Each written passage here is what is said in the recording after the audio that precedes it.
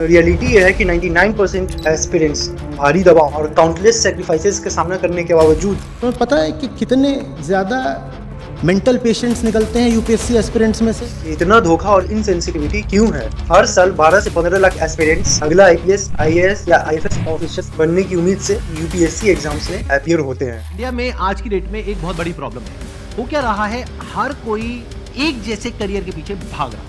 Students को और लोगों को कम्युनल वायलेंस और झूठी खबरों का सामना करना पड़ता है। एजुकेशन मिनिस्ट्री ऑफ इंडिया ने ब्रेक लगाया है कोचिंग इंडस्ट्रीज पर किसी भी तरह के फेक एडवर्टाइजमेंट को पब्लिश करने से।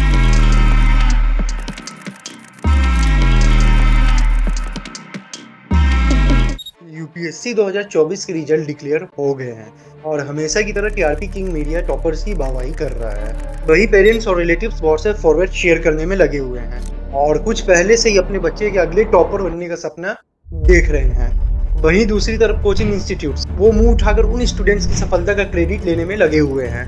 वो अपनी अचीवमेंट्स को ग्लोरीफाई करने लग जाते हैं। हालांकि क्या आपने कभी सोचा है कि यूपीएससी एस्पिरेंट्स के लाइफ में हकीकत में क्या चल रहा होता है?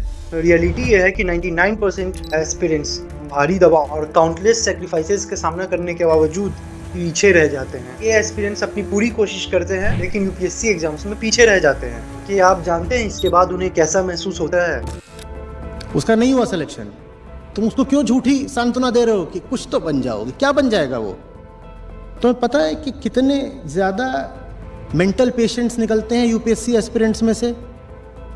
ये बन जाते हैं और जब उसके अटेम्प्ट्स खत्म हो जाते हैं तो बिल्कुल एक टूटा हुआ इंसान बनकर निकलता है उस प्रक्रिया से। जो एस्पिरेंट परीक्षा पास करके लिस्ट में आ जाते हैं उनकी मेहनत की खूब कहानियां सुनाई जाती हैं, लेकिन जो एस्पिरेंट्स आखिरी पड़ाव पर जाकर चूक जाते हैं उनके संघर्षों पर उतनी बात नहीं होती।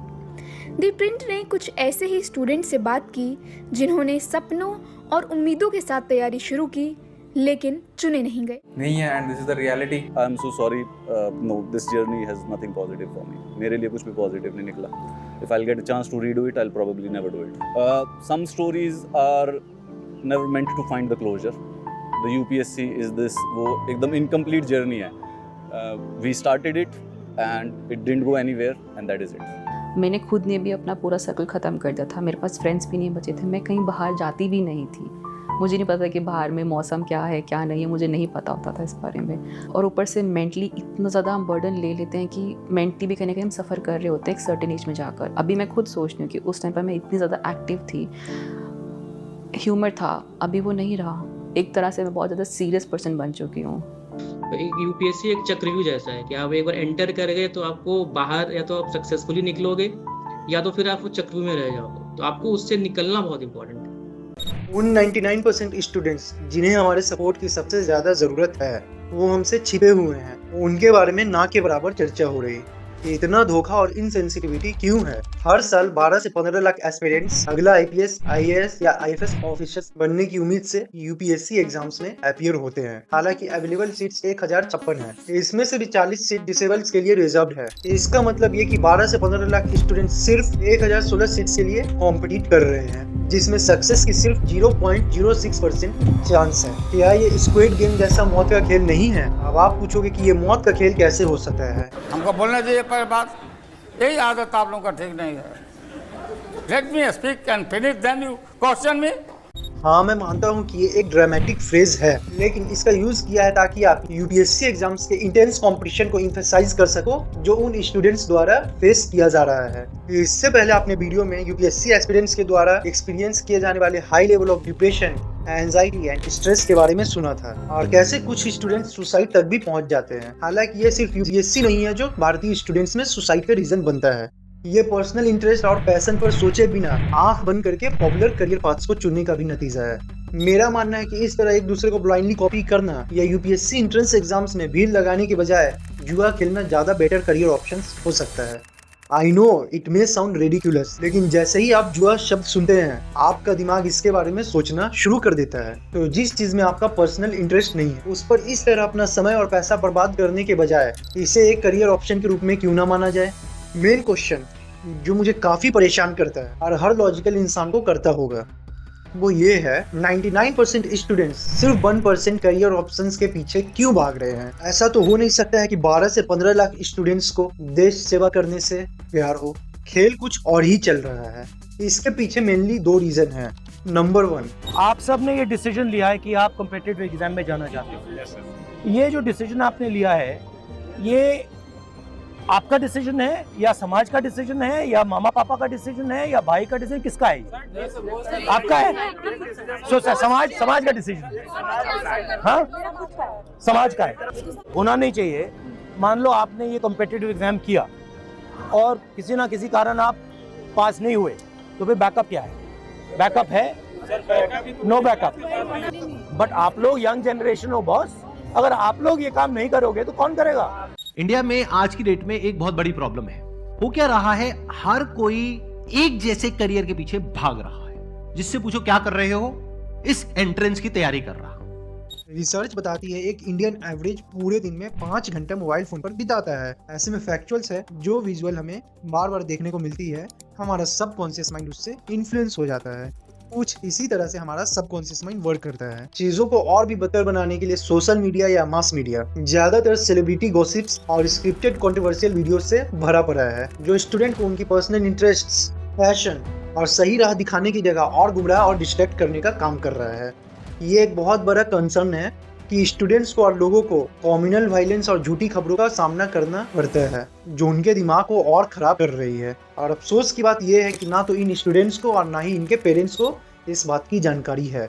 इसके अलावा उन्हें अनकन्वेंशनल करियर ऑप्शंस के बारे में भी जानकारी नहीं दी जाती।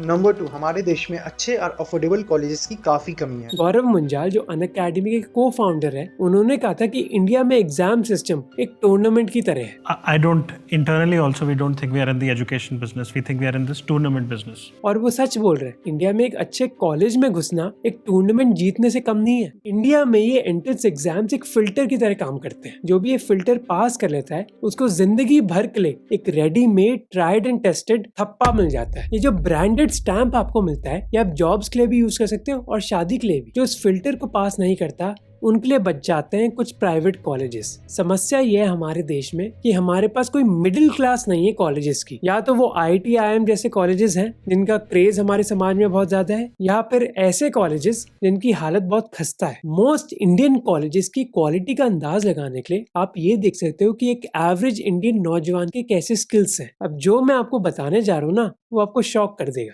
15 से 29 साल के नौजवान का एक टेस्ट लिया गया। इस टेस्ट में पता चला कि मोस्ट लोग एक ईमेल भी नहीं भेज सकते अटैचमेंट के साथ। कुछ स्टेट्स में तो 20% से ज्यादा नौजवान ही ये चीज कर पाए। बहुत कम लोग कॉपी पेस्ट करना जानते हैं और उससे कम लोग एक सॉफ्टवेयर इंस्टॉल और कॉन्फ़िगर कर सकते हैं अपने पीसी पर। ये हमारा देश का भविष्य है, जहां हम AI और चैट GPT की बात कर रहे हैं, पर हमारा नौजवान एक ईमेल भी नहीं भेज सकता अटैचमेंट के साथ। हालांकि असली प्रॉब्लम उस कोचिंग इंस्टीट्यूट्स के साथ है जो इस खेल के सबसे बड़े प्लेयर हैं।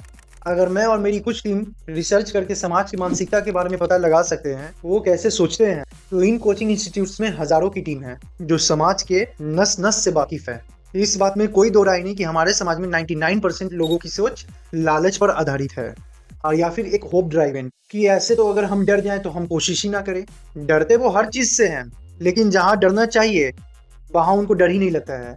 क्यों? क्योंकि ये उनको सबसे इजी पाथ लगता है। वो यहाँ इसलिए नहीं भाग रहे हैं कि ये सबसे हार्ड रास्ता है, वो यहाँ इसलिए भाग कर आ रहे हैं क्योंकि ये उनको सबसे इजी रास्ता लगता है, और यही वो फंस जाते हैं। और इसी साइकोलॉजी को जानते हुए कोचिंग इंस्टीट्यूट्स इन्हें निशाना बनाते हैं। अगर यूपीएससी की बात करी जाए कि लाखों बच्चों ने अप्लाई किया, उसमें से 3000 ने मेंस क्लियर किया, उनको बोल दिया कि आप हमारे यहाँ से फ्री मॉक टेस्ट ले सकते हैं। उसके बेस पर एडवर्टाइजिंग में इस तरीके से उसको पोर्ट्रे किया जा रहा है जैसे कि उसने पैसे दे करके वहां से 1 साल की या 2 साल की कोचिंग ली, जबकि रियलिटी क्या है कि उसने वहां से कोचिंग नहीं ली। कोचिंग इंस्टीट्यूट को पता है, माँ बाप क्या देखेंगे, न्यूज़पेपर। देखिए, बिजनेस जो है वो सिंपल से रूल पे चलती है, डिमांड एंड सप्लाई। पेरेंट्स ये चाहते हैं कि उनके बच्चों का बेस्ट से बेस्ट इंस्टीट्यूट्स में एडमिशन हो जाए, और उनके इसी वीक पॉइंट पे फुल प्लानिंग के साथ एडवर्टाइजमेंट का अटैक किया जा रहा है। कोचिंग इंस्टीट्यूट्स वाले को क्लियर कट पता है कि उनका टारगेट ऑडियंस कौन है, लेकिन हाँ, स्टूडेंट्स को बिल्कुल नहीं पता कि उनका टारगेट ऑडियंस कौन है। आपको क्या लगता है उनके टारगेट ऑडियंस आप हो? बिल्कुल नहीं। बिजनेस में पैसे कौन पे करता है? उनके टारगेट कस्टमर। तो यहाँ पर पैसे कौन पे करेगा? आपके पापा जी या मम्मी जी। आप तो अभी इंडिपेंडेंट हो नहीं कि आप खुद पे करोगे। तो उनकी marketing team of course parent की मेंटेलिटी पे हिट करेगी और उन्हें ही कॉल टू एक्शन के लिए पुश करेगी। ये वीडियो मैं पिछले 1 साल से बनाने के लिए सोच रहा था, लेकिन मैं बना नहीं पा रहा था। क्यों? याद करिए उस मोमेंट को जब आप सही होते हो लेकिन आसपास वाले सारे आपको गलत साबित करने में लगे होते हैं। आपके पास कोई सपोर्ट नहीं होता उस टाइम पे। यहाँ पर कुछ लोग डर जाते हैं और कुछ लोग सही वक्त का इंतजार करते हैं, और वही कर रहा था मैं। लेकिन अब जब एजुकेशन मिनिस्ट्री ने कोचिंग इंस्टीट्यूट्स के लिए न्यू रूल लागू किए हैं, मेरे पास एक सपोर्ट है। मैं जो भी बोल रहा हूँ वो न्यू गाइडलाइंस के अकॉर्डिंग आपको ब्रेक करके एक्सप्लेन करने की कोशिश कर रहा हूँ। आप लोग इस गाइडलाइन के डिटेल्स को गूगल करके अच्छे से पढ़ सकते हो। अगर मैं इसके की पॉइंट्स को हाईलाइट करूँ तो एजुकेशन मिनिस्ट्री ऑफ इंडिया ने ब्रेक लगाया है कोचिंग इंडस्ट्रीज पर किसी भी तरह के फेक एडवर्टाइजमेंट को पब्लिश करने से, जो कुछ भी क्लेम करते हो डायरेक्टली और indirectly, like we are the number 1 institute, 100% job guarantee. इससे पहले लेकिन आप लोगों को ये पता ही नहीं है। लाखों स्टूडेंट्स अभी ऐसे हैं जो फ्यूचर में किसी न किसी कोचिंग इंस्टीट्यूट्स में एडमिशन लेने वाले होंगे, तो बहुत जरूरी हो जाता है उनके सामने ऐसे इन्फॉर्मेशंस को प्रेजेंट करना जो ना ही बायस्ड हो, completely unbiased reality and guidelines पे बेस्ड हो। एक्चुअली ज्यादातर स्टूडेंट जो ऐसे कॉम्पिटिटिव एग्जाम्स में बैठते हैं या तो पुअर या फिर मिडिल क्लास फैमिली बैकग्राउंड से बिलोंग करते हैं। इन सेगमेंट्स के लोगों का यही मानना होता है कि गरीबी से निकलने का उनके पास एकमात्र यही सही रास्ता है, एजुकेशन ही मेरा सहारा है। इनके इसी हो को बहुत बुरी तरह से टारगेट किया जाता है। बिहार यूपी के वो गरीब घर से हैं, बड़े स्कूल में तो पढ़े नहीं हैं, लेकिन मोबाइल सबके पास है, तो यूट्यूब पे जिनका रील देख लेते हैं उनकी कोचिंग में वो चले जाते हैं। मैं यहाँ एक दिन खड़ा हुआ था तो एक कोचिंग वाले हैं, वो भैया बात कर रहे थे कि जितना फेमस हो गया उतना अगर हमको फेमस होना है 2 लाख रुपये खर्च करना है सोशल मीडिया पे एडवर्टाइजमेंट के लिए, और हमारा भी रील वायरल हो जाएगा, लड़का हमारे कोचिंग में आ जाएगा। Not for my talent, for my advertisement.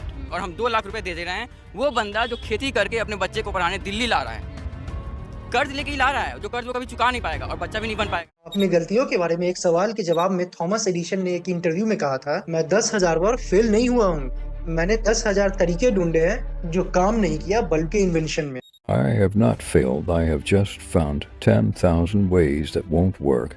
फिर क्या, ऐसे लोगों को मौका मिल गया है इन पेरेंट्स और स्टूडेंट्स को बेवकूफ बनाने का। एक काफी बड़े कोचिंग इंस्टीट्यूट्स के फाउंडर ने अपने YouTube ऑफिशियल पे ये पोस्ट करते हैं, अगर आप IIT और MBBS जैसे एंट्रेंस एग्जाम को क्रैक करने के लिए किसी कोचिंग इंस्टीट्यूट्स में एडमिशन लेते हो और आप क्रैक नहीं कर पाते हो तो आपको घबराना नहीं है। आपको ये याद रखना है कि आप फेल नहीं हुए हो, आप सीखे हो। वाह, बस 15 लाख रुपए में और 4-5 साल समय में आग लगाने के बाद आपको ये सस्ता सा मोटिवेशनल डायलॉग सुनने को मिल रहा है। मुखर्जी नगर और उसके पास का जितना क्षेत्र है, चाहे वो गांधी विहार हो गया, नेहरू विहार हो गया, संगम विहार हो गया, वजीराबाद हो गया, उस क्षेत्र के जो कमरे हैं ना, वो कमरा नहीं कब्रिस्तान है, सेल्युलर जेल जैसा बना दिया है, छोटा छोटा डब्बे जैसा है। मतलब वहाँ जानवर भी जाने से पहले एक बार सोचे उस कमरे में कि अबे यार मेरे रहने लायक जगह है कि नहीं, और वहाँ पर देश का भविष्य, देश के सबसे बड़े एग्जाम की तैयारी कर रहा है। मतलब उस कमरे में ना सूरज की रोशनी आ रही है, ना हवा आ रही है। कपड़ा सुखवाने के लिए लड़के अपने कमरे में इसे डंडी लगाए हुए हैं, रस्सी बांधे हुए, पंखा चला कपड़ा सुखाया जा रहा है। और जो कोचिंग की क्लासेस है वो ऐसी क्लासेस है ना कि मतलब तुम उसमें बाहर निकलोगे ना भभक्का निकलता है, इतनी भाप रहती है उसके अंदर। पैसा सब लोग पेल रहे हैं, मतलब कोचिंग वाले इस नाम पे पेल रहे हैं कि आपको IAS बना देंगे। कमरा जो दे रहा है वो इस नाम पे पेल रहा है कि आपको IAS बनने के लिए यही रुकवाएंगे, तभी IAS आप बनेंगे। अभी पानी बरस जाए, 1 जुलाई में पानी बरसेगा, आधा मुखर्जी नगर डूबा रहता है, लड़के घुटना तक पानी में घुस के जाते हैं कोचिंग। इन सबको कोई सोचता ही नहीं है। और आखिर में कुछ होगा नहीं, जो एक आग वाली घटना घटी तो कुछ नहीं करना है इसमें। एक टॉपर का सेमिनार होगा, फिर वही लंबी वाली लाइन बच्चे बाहर लगाएंगे उसी टॉपर को सुनने के लिए, उसके झूठ को सुनेंगे कि हम इसी कोचिंग से पढ़े थे, हम ही ने तो सब, यही वाले मास्टर साहब हमको सब बताए थे। फिर लड़के उसी मोटिवेशन के अफीम को चाटेंगे और फिर वही नशे का अंधा धंधा चलता रहेगा। Over motivation always leads to quick wrong decision. ऐसे मोटिवेशन और फेक एडवर्टीजमेंट के पीछे एक ही पर्पस होता है कि आप बिना सोचे समझे जल्दबाजी में एडमिशन ले लो। कहने के लिए तो एजुकेशन पे लेवल लगाया जाता है not for profit organisation, but is it really true? जबकि मैं अगर आपसे द प्रिंट की डाटा शेयर करूं तो भारत में करंट कोचिंग इंडस्ट्रीज की वैल्यू है लगभग 58,000 करोड़ की, और प्रेडिक्शन ये लगाया जा रहा है कि 2028 तक इसकी मार्केट वैल्यू 1,33,000 करोड़ तक होगी। आप राघव कुमार को जानते हैं सर? अपना ही बच्चा है। गाइडेंस के 6 महीने के पैकेज के लिए उसके पापा ने अपनी बाइक बेची। सर देखिए, ट्यूशन में हर तबके के बच्चे आते हैं, जिनके माँ बाप उन्हें गाड़ी में भेजते हो उनके लिए शायद बड़ी बात ना हो, लेकिन राघव जैसे बच्चे भी तो हैं जिनके सपने क्रैश कोर्स की फीस में ही क्रैश हो जाते हैं, ये बारे में तो सोचना पड़ेगा उसे। एजुकेशन सोशल सर्विस नहीं है, सर्विस इंडस्ट्री। ये जो लालच है ना, जब हमारे ऊपर हावी होता है तो इंसान से ऐसे ऐसे काम करवाता है जो उसको खुद भी नहीं पता होते। और ये जो इंसान होते हैं ना ऐसे, ये भेष बदल के आते हैं। मेरी इस बात को ध्यान से सुनना, ध्यान से समझना। ये भेष बदल के आते हैं, ये अपने आप को ऐसा दिखाते हैं कि इनसे अच्छा इंसान दुनिया में कोई और है ही नहीं। अंदर से इन्हें कोई फर्क नहीं पड़ता कि आप यहां पे जो ज्वाइन कर रहे हो अपनी माँ के गहने बेच करके आ रहे हो, या अपने बाप का खेत बेच करके आ रहे हो, या लोन लेकर के आ रहे हो, कहीं से भी आ रहे हो, कैसे भी आ रहे हो, इन्हें कोई फर्क नहीं पड़ता है। इनके लिए आप सिर्फ एक नंबर हो, 200 करोड़ से 1000 करोड़ पे पहुंचने के लिए एक जरिया हो।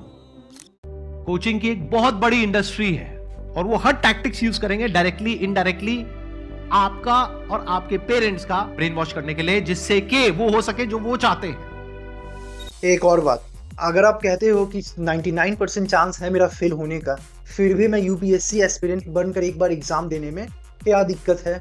कोशिश तो कर लेना चाहिए। तो आपको पता है कि 99% चांस है कि आप प्राइम मिनिस्टर भी नहीं बन पाओगे, तो एक बार इलेक्शन भी लड़ लो, तब तो दिमाग चलने लग जाएगा। मेरा आपसे एक और इम्पोर्टेंट सवाल है कि क्या आप सच में मानते हो कि 99% पेरेंट्स और उन एस्पिरेंट्स का देश सेवा करने में कोई इंटरेस्ट है भी? क्या उनका करप्शन मिटाने में कोई इंटरेस्ट है भी? इसके बारे में पूरी ईमानदारी से अपनी एक्सपर्ट ओपिनियन कमेंट में जरूर डालें। अभी आप बोल रहे हो ये है, लेकिन एक्चुअल में कुछ और ही है। समझ गए ना? एक्चुअल में ये है कि अगर मैं ये कर गई तो कितना मजा आएगा, बत्ती वाली गाड़ी मिलेगी। समझ गए? लाइफ सेट है, मेरे को घर मिलेगा, मेरे को इतनी सैलरी मिलेगी, उसके बाद में पेंशन भी मिलेगी, मेरे घर वाले कितने खुश हो जाएंगे। तो अब होगा क्या, आप वहां पहुंच भी जाओगे और वहां पहुंच करके आपने देखा, बड़े अपने सपने पिरोए थे कि मेरे को ये करना है वो करना है, वहां जाकर के देखा पूरा सिस्टम करप्ट है। आपके ऊपर भी लोग करप्ट है, नीचे भी करप्ट है। जैसे जो पॉलिटिकल के अगेंस्ट नहीं जा सकते, बिकॉज जो सिविल सर्वेंट्स होते हैं वो नहीं जा सकते, तो वो भी येस और नो, मतलब they work according to them. तो फिर मत करो वो काम। As simple as that. आपको कठपुतली बनना है, वही मैं पूछ रहा हूँ। इसलिए यहाँ एक तरफा कोचिंग इंस्टीट्यूट्स को ब्लेम करना बायस्ड जानकारी होगी। समहाउ ये दोनों तरफ से चलता है, जैसे डिमांड एंड सप्लाई। जो लोग रील देखकर और ऐसी वेब सीरीज देखकर क्रेजी हो गए हैं, पागलों की तरह दीवाने हो गए हैं और सोचते हैं कि यूपीएससी क्रैक करने से पूरी पावर उनके मुट्ठी में होगी, भौकाल ला देंगे, उनके लिए ये बहुत बड़ा झूठ है। तो मैं यहाँ उन पावर साइको जनता को जगाना चाहूँगा, ये एक बहुत बड़ा झूठ है। क्या आपने कभी आईपीएस आईएएस ऑफिसर्स के आने वाले चुनौतियों के बारे में सोचा है, या उन गमछा वाले मोटिवेशनल टीचर के आंधी में बह गए हो? अगर आप में करप्शन मिटाने की स्ट्रॉन्ग डिजायर है तो भी क्या आप अकेले ऐसा कर सकते हैं? कई आईएएस ऑफिसर्स के बुक और उनके इंटरव्यूज को आप खुद सुन लो। I have with me Mr. T.R. Raghunandan, a retired IAS officer who's written a new book, and he's here with the print to talk more about this book. So in your book, there's a line you mentioned, popular beliefs about civil servants are almost bipolar. Yeah, that's right. Why do you say that, and what's the biggest myth that people have about civil service? Well, the one thing that the myth that people have about the civil service is that the civil service is all powerful. That in my experiences is not so. I mean, politicians do call the shots in many ways than before. The nature of an IAS officer's job in the state is now almost completely controlled by politicians without any security of tenure whatsoever. फिर retired IAS officer Sanjeev Chopra कहते हैं ममता बनर्जी और शीला दीक्षित के साथ काम करना उनके लिए कितना मुश्किल था, कितने डिफिकल्टीज का उनको सामना करना पड़ा था। वहीं 80 सिविल सर्वेंट्स ने कॉन्स्टिट्यूशनल ग्रुप के हिस्से के रूप में प्रेसिडेंट द्रौपदी मुर्मू को एक खुले पत्र में कहा कि केंद्र सरकार के द्वारा अधिकारियों पर दबाव बनाई जा रही है कि वो स्टेट से ज्यादा उनके प्रति अपनी वफादारी को दिखाए। आपको ट्रांसफर कौन सा डिस्ट्रिक्ट देने? डिस्ट्रिक्ट नहीं दे रहे, सेंड कर दिए।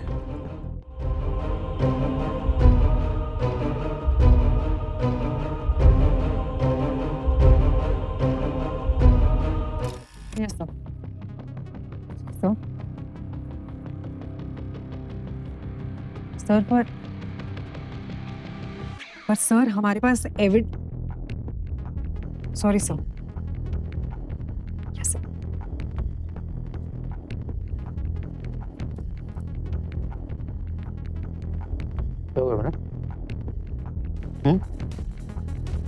ट्रांसफर हो गया। ईमानदार ऑफिसर सभी नेताओं को अच्छे लगते हैं, पर अपनी सरकार में नहीं। If you are taking that job of social welfare, if that is your motive, तैयार होकर के जाना कि ये तो फिर एक लड़ाई है। It's not a cakewalk, क्या वहां जाओगे और एकदम से आपको सब कुछ अच्छा होने लग जाएगा, या आपके आसपास में ऊपर लोग बैठे होंगे, जाओ भला करो दुनिया को। ऐसा नहीं होगा। दुनिया मरती है, मर जाए, हमारी जेब में पैसा आना चाहिए। तब अगर आपके अंदर ये वैल्यूज होंगी, आपकी लाइफ का पर्पस ये होगा कि मुझे बदलाव लाना है, तो आप पहले से ही माइंड मेकअप करके गए हो कि मुझे इस एग्जामिनेशन को क्रैक करना है, अंदर जाना है, और जो होगा देखा जाएगा। इस तरह से आप चल रहे हो तो हैट्स ऑफ टू यू, नहीं तो कठपुतली हो। ऑन दी अदर हैंड, जो एस्पिरेंट्स सिविल सर्वेंट्स जैसे एग्जाम में सफल हो पाते हैं क्योंकि उनका पर्सनालिटी और इंटरेस्ट उनके फील्ड से मैच खाती है, इसलिए इसमें कोई प्रॉब्लम नहीं, या आप में कोई प्रॉब्लम नहीं यदि आप में से 99% एस्पिरेंट्स इस एग्जाम को क्रैक नहीं कर पाते हैं। 1% निकल जाएगा, वो बहुत खुश हो जाएगा, और 99% क्या कहेंगे, भैया मेरे अंदर नहीं था, मैं नहीं कर पाया। मगर ये झूठ है, आप में कोई कमी नहीं है। अगर मैंने 100 बच्चों को यहाँ बैठा दिया और कहा कि भैया आप में से एक बचेगा, 99 की ठीक है, 10 की गलती हो सकती है, 15 की हो सकती है, 20 की हो सकती है, बट 30, 40, 50% की तो नहीं हो सकती। हो सकता है कि आप गलत जगह पर हार्ड वर्क कर रहे हो। याद रखें, never give up, you can do it, ये आधा अधूरा सच है। आपको उन चीज़ों को छोड़ देना चाहिए जो आपके लिए नहीं है, और जिस फील्ड के लिए आप बने हैं उसे कभी नहीं छोड़ना चाहिए। इस तरह आपके लिए भी चीज़ें आसान हो जाएंगी और उन एस्पिरेंट्स के लिए भी चीज़ें आसान हो जाएंगी जो सच में इसके काबिल हैं।